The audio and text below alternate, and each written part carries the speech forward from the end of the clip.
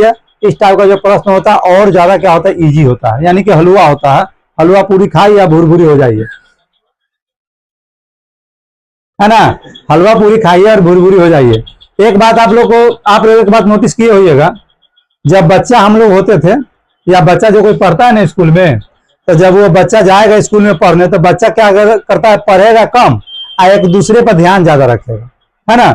यदि कोई बच्चा लेट से आया तो उसको उस पर ज्यादा ध्यान रहेगा। जैसे वो बच्चा आया, आते ही जब उसके बगल में बैठेगा, सर जी ये देखो ना लेट आयल बा, है ना।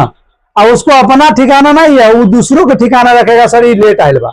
अगर कोई बच्चा 2-4 दिन बाद जाएगा पढ़ने, 2-4 दिन बाद, तो सर को फिक्र हो ना हो, लेकिन उस बच्चा को फिक्र जरूर होता, सर जी ये ना ये 5 दिन में आयल बा, तो सर जी कहेगा नहीं आता है कि नहीं है, और सर जी उसको पीट देगा। जैसे सर जी पीटेगा तब वो कहेगा अच्छा बाहर निकल, है ना, बाहर निकल तो समझो वैसे, है ना। ऐसा होता है कभी इस प्रकार के नोटिस किया आप लोग, ऐसा होता है बचपन होता है ना वो।